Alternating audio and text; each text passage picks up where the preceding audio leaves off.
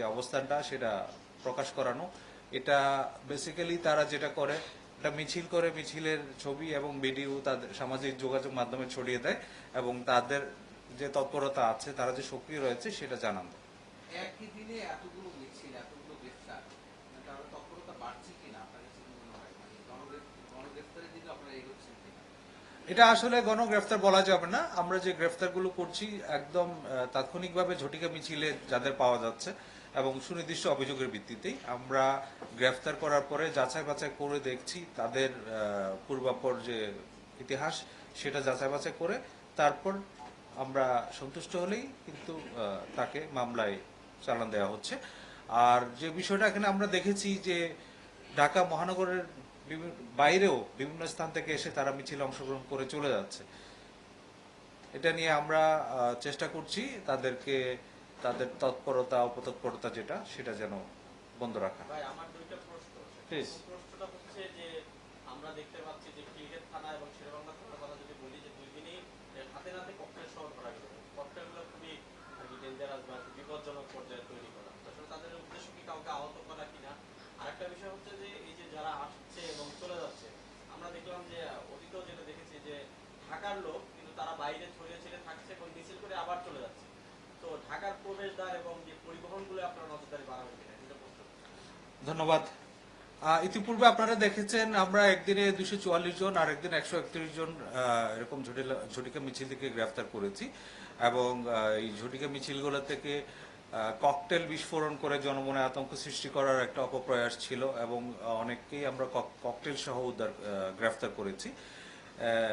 তাদের মূল উদ্দেশ্য হচ্ছে জনমনে আতঙ্ক সৃষ্টি করা এবং যে অপতৎপরতা তারা চালিয়ে যাচ্ছে সেটা যেন নির্বিঘ্নে করতে পারে, কিন্তু আমরা সতর্ক রয়েছি। আর যারা ঢাকার বাইরে আসছে সে বিষয়ে আমরা অবশ্যই নজরদারি রাখছি। আমাদের নজরদারি এবং তৎপরতার কারণেই এই যে গ্রেফতারগুলো সেটা সম্ভব হচ্ছে।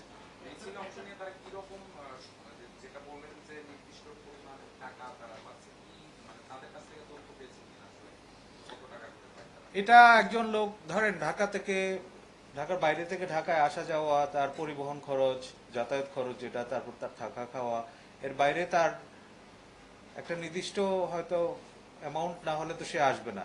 তো এই ক্ষেত্রে আমরা অনেকের কাছ থেকে জিজ্ঞাসাবাদ এই তথ্য পেয়েছি, তাদেরকে মোটিভেট করার জন্য বিভিন্নভাবে আর্থিক প্রণোদনা দেওয়া হচ্ছে।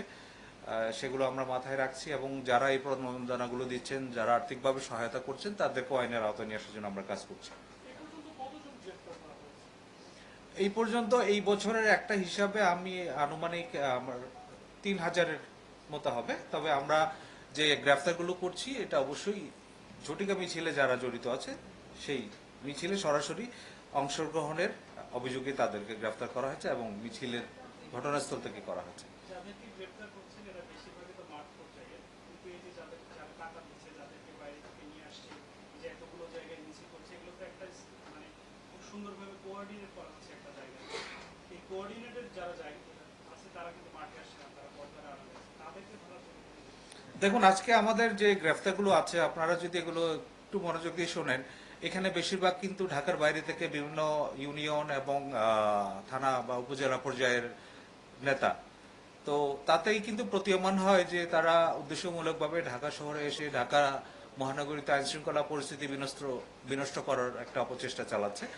আর যারা এখানে ইন্ধন দিচ্ছে, যারা তাদের সংগঠিত করছে, তারাও যে আমাদের নজরের মধ্যে নেই সেটা কিন্তু বলা যাবে না। আমাদের তৎপরতার কারণে এই গ্রেফতারগুলো করা সম্ভব হচ্ছে। সামনে নির্বাচন উপলক্ষে তাদের এই তৎপরতা বাড়বে কিনা? জাতীয় সংসদ নির্বাচন আসন্ন, আপনারা জানেন নির্বাচন উপলক্ষে রাজনৈতিক তৎপরতা একটু বাড়বে, এটাই স্বাভাবিক। আমরা এই সব বিষয় মাথায় রেখে কিন্তু আমাদের নির্বাচনী প্রস্তুতিগুলো চালিয়ে যাচ্ছি।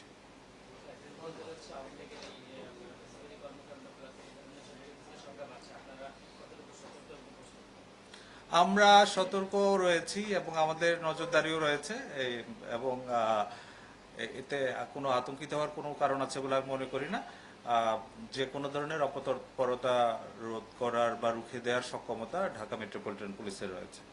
আমি এখানে শেষ করছি। আপনাদের সবাইকে ধন্যবাদ। আজকে শুক্রবার দিন, সবাই কষ্ট করে এসেছেন, ছুটির দিন, জন্য আপনাদের সবাইকে পুনরায় ধন্যবাদ জানিয়ে এখানে শেষ করলাম। আসসালামু আলাইকুম।